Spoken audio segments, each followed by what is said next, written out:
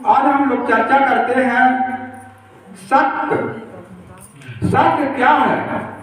हम लोग एक दूसरे पर शक करते हैं, किसी भी भावना को लेकर, किसी भी विचार को लेकर, किसी भी काम को लेकर, उसके बारे में हम लोग चर्चा करते हैं कि शक पैदा ना हो। शक इतना बड़ा कारण है कि एक पत्नी पत्नी से भी अलग कर सकता है, भाई भाई से अलग कर सकता है, भाई बहन को अलग कर सकता है, और उतना ही नहीं, साथ साथ शक के आधार पर जीवन को समाप्ति भी हो सकती है। इसीलिए हमेशा ख्याल रखिए कि एक दूसरे पर शक नहीं करें। जब तक प्रमाण नहीं तब तक शक नहीं। इस तरह से शक के बारे में जैसा हम लोग ने रामायण में भी पढ़ा है और हम लोग सुन भी रहे हैं रामायण में हमेशा प्रवचन में कि बाली और सुग्रीव दोनों सहोदर भाई थे, दोनों भाई थे।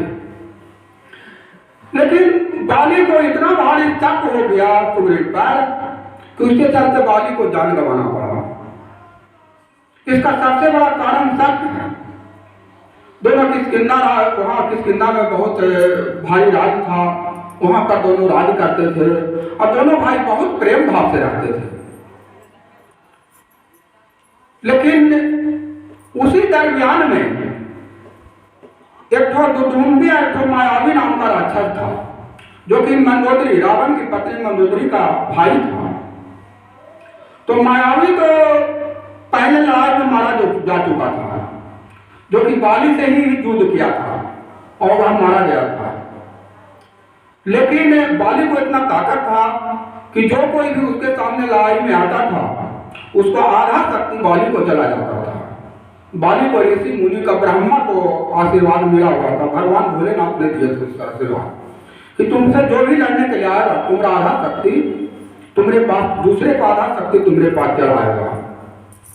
अब यहाँ पर हम लोग शक पर चर्चा कर रहे हैं तो दुदुम्बी इतना बली था कि वह लड़ने के लिए इधर समुद्र के पास गया। जब समुद्र के पास गया तो समुद्र बोले कि नहीं, मैं तुमसे लड़ाई नहीं कर सकता हूं, तुम पहाड़ की तरह हो, तो मैं पहाड़ से समुद्र कैसे लड़ूंगा? पहाड़ ऊपर रहता है, समुद्र नीचे रहता है, तो मैं तुमसे नहीं लड़ूंगा।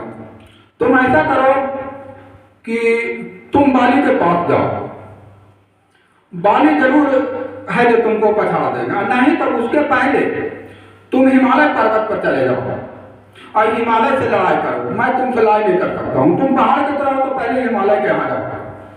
दुदुम्बी हिमालय के यहाँ गया और हिमालय से लड़ाई के लिए बोला कि मैं चाहता हूँ कि लड़ाई में हमको कोई हरा दे या मैं उसे जीत लूँ।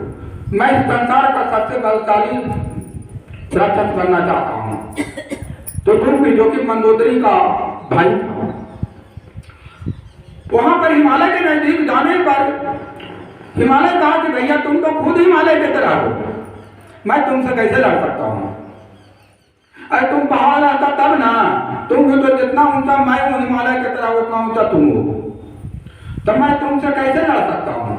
गिर गया भैया, कैसे लड़ सकता हूँ? अब उस कारण जो है वो हिमालय बोला कि ऐसा काम करो कि एक तो किष्किंधा राज में पृथ्वी पर ही बाली नाम का एक तो बानर है, तो बहुत बलशाली है, उससे तुम लड़ाई करो, वो तुमको जरूर फंसा सकता है या तुम उसको फंसा सकते हो, और दूसरा बलवान है नहीं। दुदुम्बी बाली के यहाँ गया, ललकारने लगा युद्ध के लिए। बाली तो खुद बलशाली था, दुदुम्बी के नजदीक आया तो उसका आधा शक्ति बाली के पास चला गया। आधा शक्ति जाने के बाद बाली तो बलशाली हो गया। बाली ने तुरंत उसको गदा लेकर के दौड़ना शुरू किया, मारना शुरू किया। तो अंत में दुदुम्बी हारने लगा और वह भागते भागते एक गुफा में चला गया। अब गुफा के अंदर, तो बहुत बड़ा गुफा था, गुफा के अंदर है जो घुस गया और वहां पर दोनों का मजबूत होना शुरू हो गया, बाली का और दुदुम्बी का। अब पीछे से ये भी दौड़े हुए चले गए। सुग्रीव तो भाई को अकेले कैसे छोड़ देंगे? जब गुफा में अंदर बाली जाने लगा तो उन्होंने सुग्रीव से बोला कि तुम यहीं पर रहना, मेरा इंतजार करना, जब तक उसको मार के नहीं आऊं तब तक तू यहीं पर बैठा हुआ रहना। इस कारण से युद्ध महीनों दिन चला। बाली और दुदुम्बी थे अंदर, जो गुफा था, गुफा में महीनों दिन युद्ध हो रहा था। हाँ, लगता है मार दिया। सुग्रीव को भी शक हो रहा है बाली पर, जब उतना बलशाली रहते घर में भी सुग्रीव को शक हो रहा है कि दुदुम्बी लगता है बाली को मार दिया।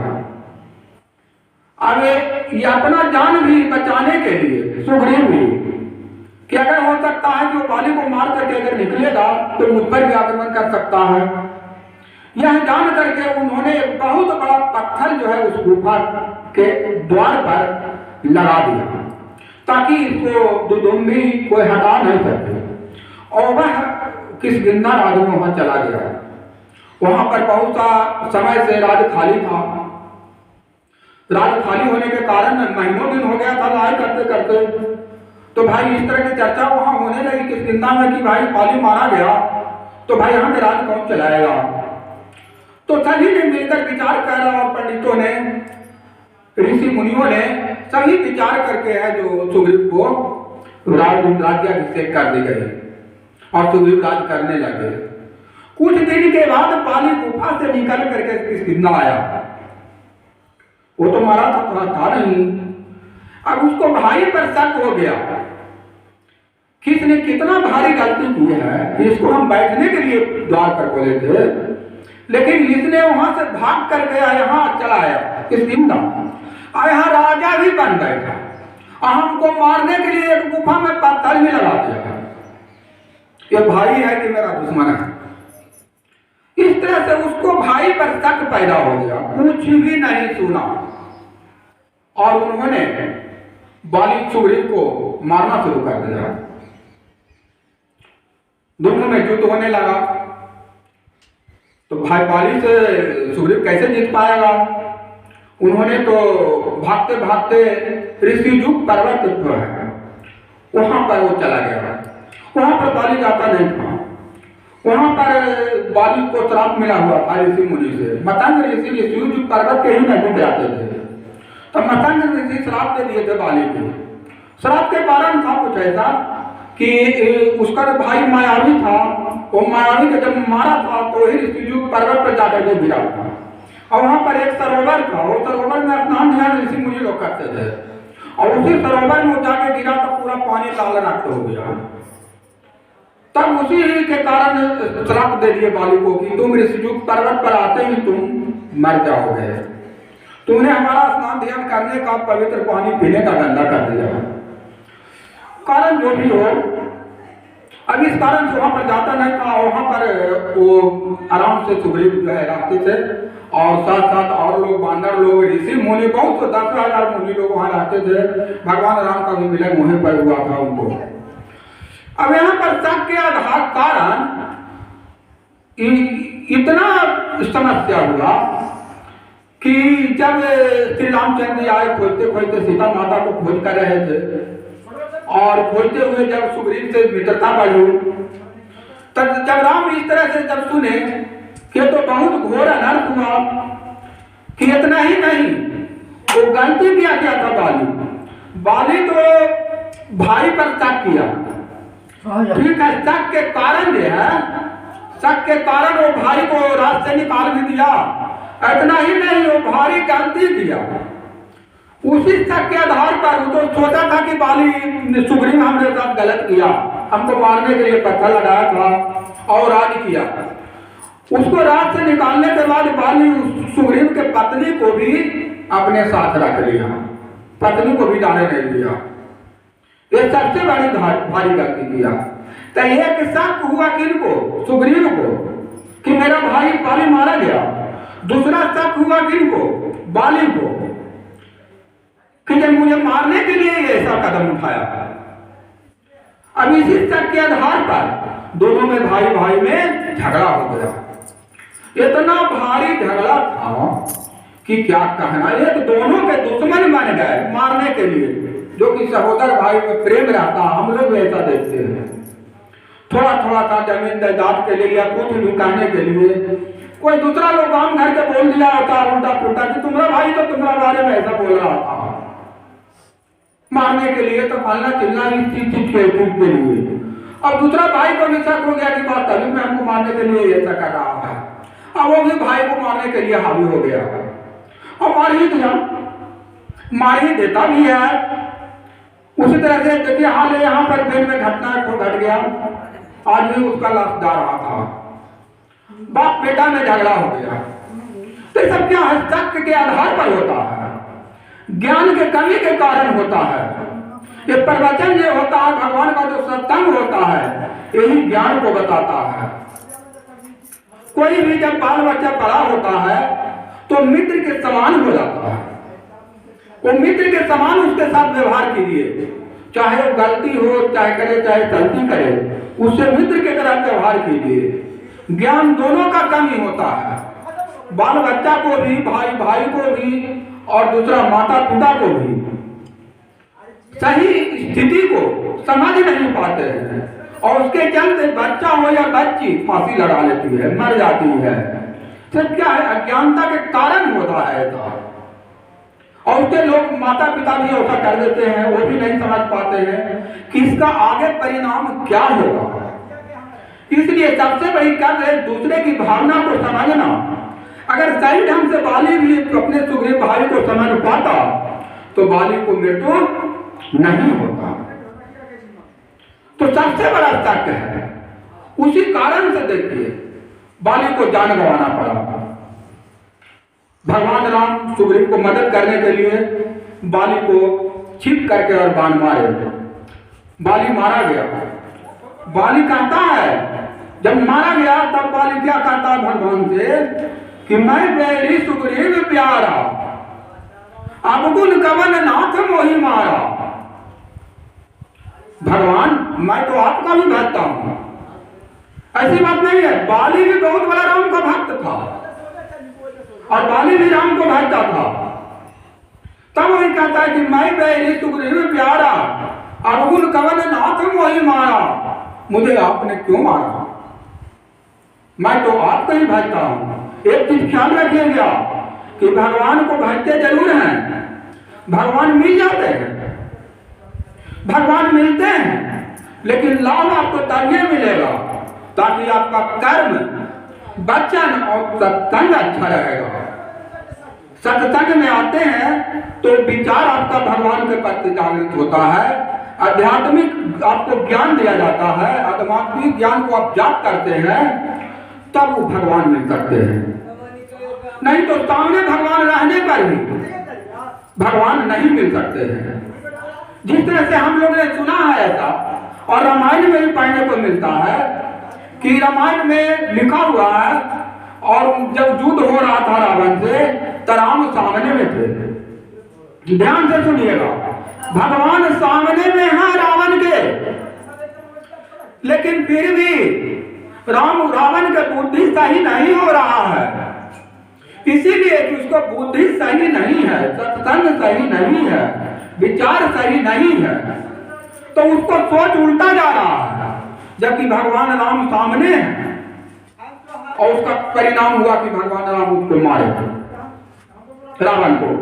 उसी तरह से महाभारत में दुर्योधन भगवान कृष्ण के सामने था, रोज रोज भगवान का दर्शन कर रहा था। तो क्या भगवान के दर्शन करने के साथ भी क्या वो मुक्त हो पाया? भगवान उसको छोड़ दिए? नहीं, भगवान से दर्शन करने के दरमियान भी वह मारा गया। उसका कारण सबसे बड़ा था कि आप भगवान से किस भाव से दर्शन करते हैं, वहां पर भाव रखिए। भगवान के भक्ति में भाव ना है और भगवान को चाह रहे हैं प्राप्त करने के लिए, तो भगवान से कैसे प्राप्त कर सकते हैं? इसीलिए सबसे बड़ी चीज है सच्चा भक्ति और अच्छे मार्ग पर चलना।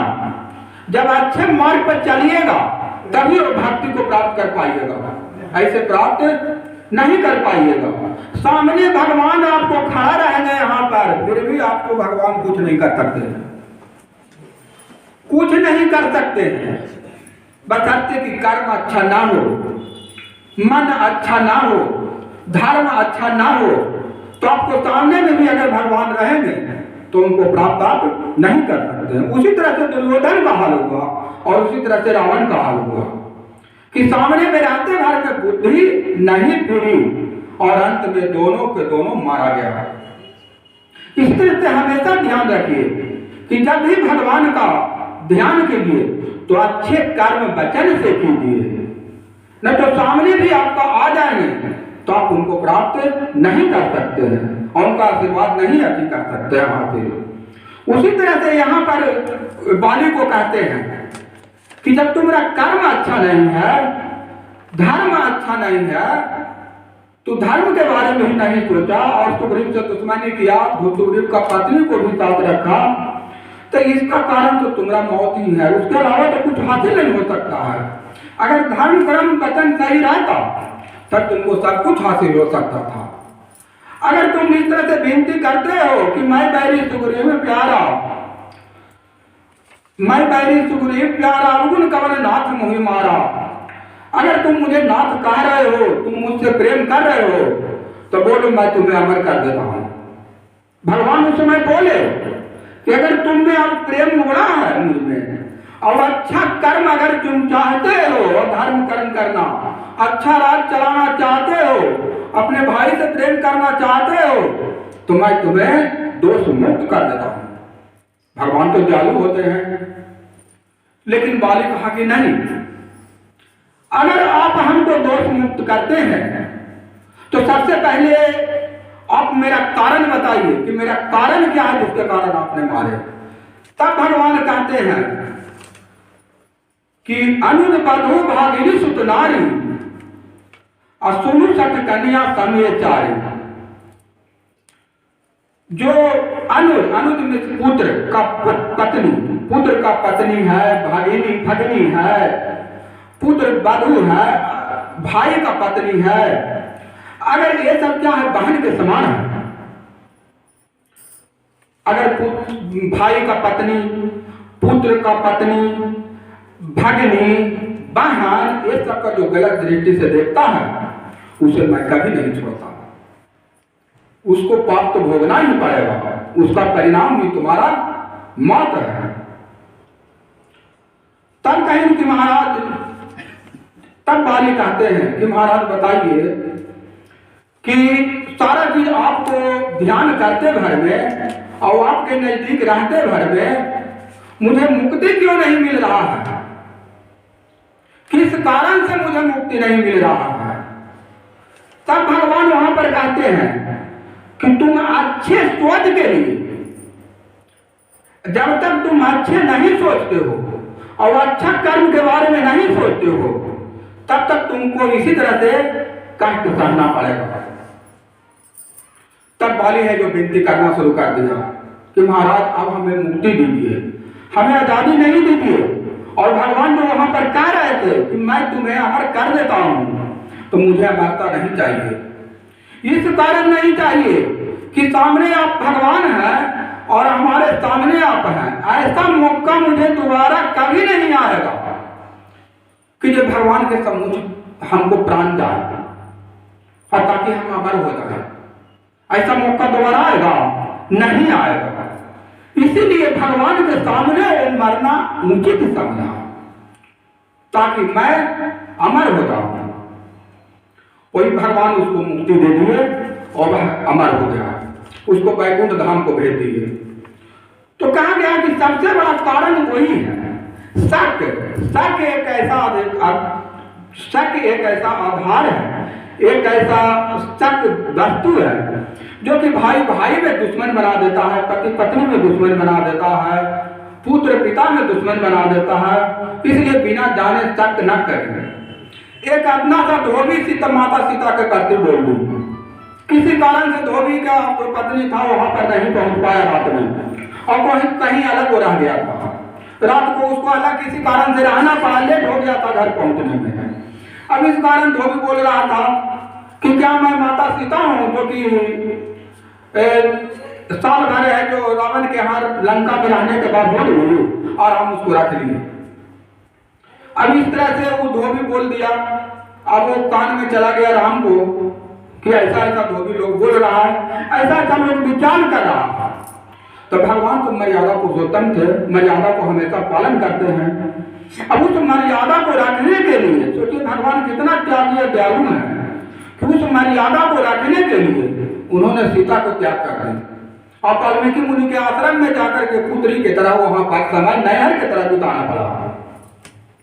तो शक एक ऐसा चीज है जो कि पति पत्नी को भी अलग कर देता है, भाई बंधु को भी अलग कर देता है, पुत्र पिता को भी अलग कर देता है। इसीलिए जो भी कांड हुआ, चाहे रामायण से लेकर महाभारत तक के देखा जाए तो शक के आधार पर ही हुआ। इसीलिए आज भी ऐसा होता है कि हम लोग समाज में शक करते हैं और शक कर करके अपने आप से भी जुड़ जाते हैं। अपने भाई पर शक कीजिए, अपनी पत्नी पर शक कीजिए, आपको बिछुड़ना पड़ेगा। इसलिए शक कभी न कीजिए, चाहे पत्नी हो, चाहे भाई हो, चाहे पुत्र हो, मित्र की तरह व्यवहार होना चाहिए। अगर मित्र की तरह व्यवहार आपका रहेगा, सोच समझ अच्छा रहेगा, तो फिर शक पैदा होगा ही नहीं और कलेह से बचे रहिएगा और अंत में सुखी जीवन व्यतीत कीजिएगा। बोलिए श्यामा रामचंद्र भगवान की जय।